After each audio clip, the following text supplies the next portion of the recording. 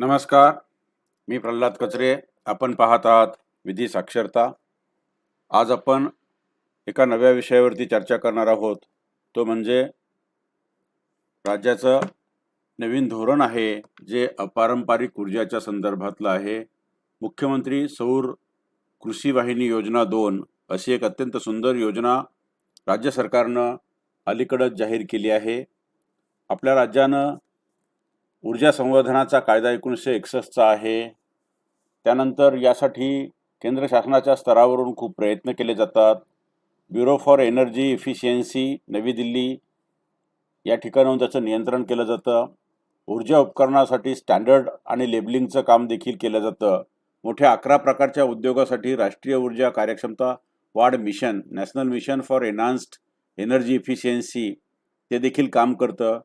महाराष्ट्रामध्ये महाराष्ट्र ऊर्जा विकास अभिकरण, ज्याला आपण महाऊर्जा म्हणतो, ते आपल्या महाराष्ट्र राज्याच्या ऊर्जा धोरण 2017 जे आहे त्याच्या अंमलबजावणीचं काम करतं. ऊर्जा संवर्धनामध्ये 2001चा जो कायदा आहे त्याची अंमलबजावणी करणं, त्यानंतर वीज, ऑइल, गॅस याच्या बचतीमुळं शासनावरील अनुदानाचा बोजा कमी करणं, ऊर्जा बचतीचं धोरण, ऊर्जा कार्यक्षमतेचं तंत्रज्ञानाच्या वापराला प्रोत्साहन देणं, LED सारख्या तंत्रज्ञानाच्या वापराला मोठ्या प्रमाणावरती प्रोत्साहन देणं, गावं, नगरपालिका, महानगरपालिका यांच्या पथदिव्यामध्ये LED वापर करणं, रहिवासी इमारती, वाणिज्यिक इमारती, उद्योग याच्यामध्ये देखील इस्को तत्वावरती ऊर्जा बचतीचे मोठे प्रकल्प घेणं, साधारण हे सर्व आहेत. हे करत असताना आपल्याकडे महाराष्ट्रामध्ये सर्वात मोठा जो प्रॉब्लेम आहे तो आहे शाश्वत विद्युत पुरवठ्याचा.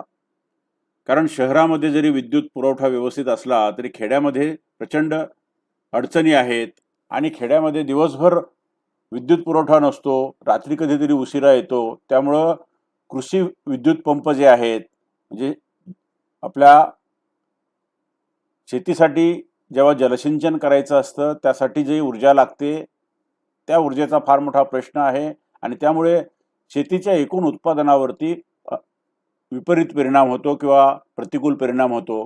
म्हणून अपारंपरिक ऊर्जा धोरण निर्मितीचं धोरण 2020ला म्हणजे 31 डिसेंबर 2020ला राज्य शासनानं जाहीर केलं. शेतकऱ्याच्या शेती पंपांना दिवसा आणि रात्री देखील अखंडित आणि शाश्वत अशी वीज पुरवठा करण्याचं जे अभियान आहे ते सुरू केलं. महाराष्ट्र राज्यात सुमारे 45 लाख कृषी वीज पंपाचे ग्राहक आहेत. देशातील शेतीच्या विद्युत पंपामध्ये महाराष्ट्राचा वाटा हा सर्वात मोठा आहे. राज्याची जी ऊर्जेची एकूण वापर आहे त्यासाठी सुमारे 22% ऊर्जेचा वापर होतो शेतीसाठी. या सर्व बाबी विचारात घेतल्यानंतर सध्या शेतकऱ्यांना चक्रीय पद्धतीने दिवसा आणि रात्री काही तास विद्युत पुरवठा केला जातो. काही तास दिवसा, काही तास रात्री किंवा आठवड्यातनं काही वेळ अशा पद्धतीनं अनियमित पद्धतीने विद्युत पुरवठा होतो. जेव्हा विद्युत असते तेव्हा पाणी नसतं आणि जेव्हा पाणी असतं तेव्हा विद्युत नसतं. अशा पद्धतीची परिस्थिती सध्या ग्रामीण भागामध्ये आपल्याला दिसून येते. राज्यातील शेतकऱ्यांना माफक दरात आणि त्यांच्या सोयीनुसार सतत म्हणजे शाश्वत विद्युत पुरवठा उपलब्ध व्हावा या हेतूनं राज्य शासनानं मुख्यमंत्री सौर कृषी वाहिनी योजना 2 अशी एक नवीन योजना 8 मे 2023 रोजी जाहीर केली. कृषी वाहिनीचे विलगीकरण झाले त्या ठिकाणी कृषी वीज वाहिनीचे सौर ऊर्जेद्वारे विद्युतीकरण करण्याचा हा उपक्रम आहे.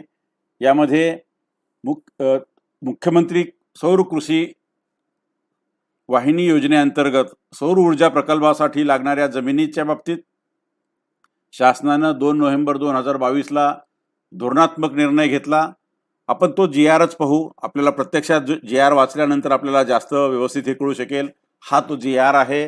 राज्य शासनानं 8 मे 2023 रोजी हा शासन निर्णय घेतला. मुख्यमंत्री सौर कृषी वाहिनी योजना 2 शेतकऱ्याच्या शेती पंपांना दिवसा अखंडित व शाश्वत वीज पुरवठा करण्याचे हे अभियान. यापूर्वी आत्तापर्यंत इथे जे संदर्भ दिलेत असे 9 संदर्भ म्हणजे आत्तापर्यंत 9 GR यासाठीच काढण्यात आले होते. त्यासाठी आता हा महाराष्ट्रात हे लिहिलं इथं की सुमारे 45 लाख कृषी विद्युत पंप आहेत आणि यासाठी आता तांत्रिक आव्हानं आहेत, आर्थिक आव्हानं आहेत, कार्यपद्धती विषयक आव्हानं आहेत, अशी कृषी परवानगी देण्याचा प्रश्न आहे. या सर्वांचा निर्णय घेतल्यानंतर, सर्व बाबींचा विचार केल्यानंतर राज्य शासनानं निर्णय घेतला आणि 30% 2025 पर्यंत आवश्यक असणाऱ्या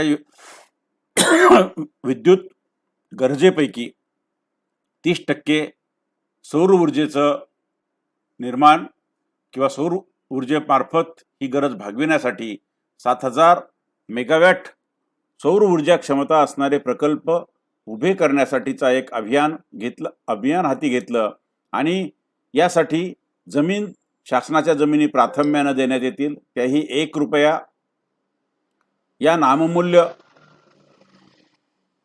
भाडेपट्ट्याने त्या देण्यात येतील. यासाठी महाराष्ट्र वीज वितरण मंडळ जे आहे, ज्याला आपण महावितरण म्हणतो, ती सूत्रधारी कंपनी असेल, नोडल एजन्सी असेल आणि त्या एजन्सीमार्फत नामनिर्देशित केलेल्या यंत्रणेद्वारे खुल्या अर्थात त्यासाठी ओपन टेंडर केलं जाईल आणि त्यासाठी विकसक निवडले जातील आणि हे विकसक निरनिराळ्या ठिकाणी असे प्रकल्प उभारतील आणि यासाठी प्राधान्यानं सरकारची जमीन दिली जाईल आणि ज्या ठिकाणी सरकारची जमीन उपलब्ध नाही अशा ठिकाणी विजेचं जे उपकेंद्र आहे त्या उपकेंद्रापासून 5 किलोमीटरच्या परिघामध्ये जे खाजगी शेतकरी जमीन भाड्याने द्यायला तयार असतील, त्यांच्या जमीन भाड्याने घेण्यात येईल.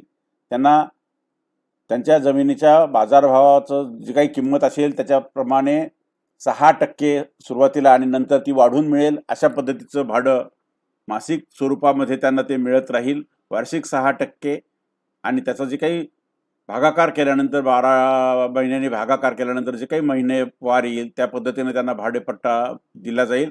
चांगल्या पद्धतीची रक्कम त्यांना मिळू शकेल आणि ही जी विद्युत अशा ठिकाणी जे विकसक निरनिराळे सौर ऊर्जा उत्पादनाचे प्रकल्प करतील, ती विद्युत निर्माण झालेली सौर ऊर्जा महाराष्ट्र वितरण कंपनी विकत घेईल.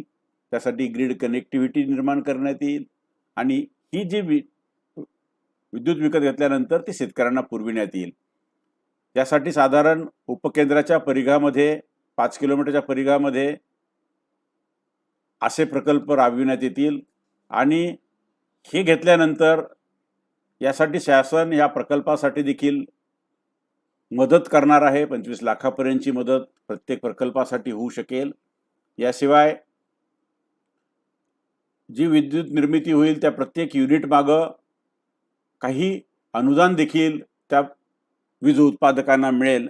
अशा पद्धतीचं आत्तापर्यंत आपण फक्त जी आपली जलविद्युत प्रकल्पातून निर्माण होणारी विद्युत आहे किंवा कोळशावरती निर्माण होणारी विद्युत ऊर्जा आहे तिच्यावरती आपला महाराष्ट्र अवलंबून होता. आता मात्र तसं नाही. आता अपारंपरिक ऊर्जेचे जे आहेत, मग ती पवन ऊर्जा असेल, सौर ऊर्जा असेल, असे सर्व प्रकल्प हाती घेतले जात आहेत आणि एकूण महाराष्ट्राची जी वाढती ऊर्जेची गरज आहे ती भागविण्यासाठीचे निर्णायक प्रयत्न चालू आहेत. खरं तर जेव्हा असे GR येतात तेव्हा ते लोकांपर्यंत पोहोचले पाहिजेत. जनजागृतीची आणि प्रसिद्धीची आवश्यकता आहे. इथे शासन म्हणतं सदर अभियानाची माहिती, अभियानाचे फायदे आणि अभियानांतर्गत देण्यात येणारी विविध प्रोत्साहने याबाबतची माहिती शेतकऱ्यांना होण्यासाठी एक मोठी जनजागृती आणि संवाद मोहीम महावितरण कंपनीमार्फत राबविण्यात येईल. महावितरण कंपनीची अशी मोहीम चालू असेल. या जनजागृती मोहिमेसाठी शासनाकडून स्वतंत्र निधी उपलब्ध करून देण्यात येईल. त्यातील काही भाग स्थानिक पातळीवर जिल्हाधिकाऱ्यांना देण्यात येईल. यासाठी पाहिल्या तर संनियंत्रणासाठी कमिट्या आहेत. माननीय ऊर्जा मंत्री जे आहेत, उपमुख्यमंत्री, ते या कमिटीचे अध्यक्ष आहेत. बाकीचे जे सर्व सचिव आणि मुख्य सचिव आहेत ते याचे सदस्य आहेत. ही समितीची कार्यकक्षा या ठिकाणी दिलेली आहे आणि अंमलबजावणीची रीत देखील दिलेली आहे. याशिवाय खाली प्रधान सचिवांच्या अध्यक्षतेखाली आणखी एक कमिटी आहे आणि ते बाकीचे ती कामं ती करता आहेत. GR अत्यंत चांगला आहे. प्रत्यक्षात त्याची अंमलबजावणी किती चांगल्या पद्धतीने होते आणि शेतकऱ्यांना विद्युत पुरवठा तर होईलच, पण आज पडीक पडलेल्या जमिनी जर का ऊर्जा उत्पादनासाठी वापरल्या तर त्या शेतकऱ्याला भाडेपट्टा देखील मिळू शकेल, भाड्याची रक्कम चांगली मिळू शकेल. खरं तर हे शेतकऱ्यांनी योजना समजून घेतली पाहिजे. हा GR मी या व्हिडिओच्या शेवटी कॉमेंटमध्ये आणि आपल्या डिस्क्रिप्शनमध्ये जोडतो. ज्यांना आवश्यक असेल तसा हा सर्व ठिकाणी उपलब्ध आहे. शासनाच्या वेबसाईटवर देखील उपलब्ध आहे. ज्यांना हवा असेल त्यांनी क्लिक करून त्याचा ॲक्सेस मागावा, त्यांना तो उपलब्ध करून देण्यात येईल. हे पहा, मुख्यमंत्री सौर कृषी वाहिनी योजना 2 असं या योजनेचं नाव आहे. स्कीम डॉक्युमेंट या ठिकाणी दिलेलं आहे. ज्यांना कोणाला वाचायचं इच्छा असेल हे स्कीम डॉक्युमेंट आणि हा GR हा आपल्याला सर्वांना उपलब्ध आहे. आपण जरूर तो वाचावा. फायदा करून घ्यावा आणि आपली जे काही विद्युत पुरवठ्याची ऊर्जा पुरवठ्याची गरज आहे ती शक्य तेवढ्या लवकर आपली पूर्ण व्हावी अशी साधारण अपेक्षा यातनं आहे. आपल्याला या योजनेचे उद्दिष्ट सांगितले आहेत. नेमका GR काय आहे यातला जो काही संक्षिप्त भाग आहे तो आपल्याला या ठिकाणी सांगण्याचा प्रयत्न केलेला आहे. तेव्हा नोडल एजन्सी म्हणून ज्यांना कोणाला माहिती असेल तेव्हा महावितरण कंपनीकडं ही माहिती आपल्याला मिळेल. महावितरण कंपनीच्या वेबसाईटवर देखील मिळेल. शिवाय ऊर्जा विभाग जो आहे शासनाचा उद्योग आणि ऊर्जा विभाग त्यांच्या वेबसाईटवर देखील आपल्याला ही माहिती मिळेल. सोबत GR जोडलेला असल्यामुळे यापेक्षा अधिक काही मी बोलणार नाही. ज्यांना आवश्यक असेल त्याने तो GR डाउनलोड करून जरूर वाचावा. ज्यांना हा व्हिडिओ आवडला असेल त्यांनी नक्की लाईक करा हीच विनंती आहे. ज्यांनी सबस्क्राईब केलं नसेल त्यांनी सबस्क्राईब करा. सबस्क्राईब करत राहा, शेअर करत राहा. आपण अशाच माहितीपूर्ण व्हिडिओमध्ये पुन्हा लवकरच भेटूया. तोपर्यंत मी थांबतो. धन्यवाद.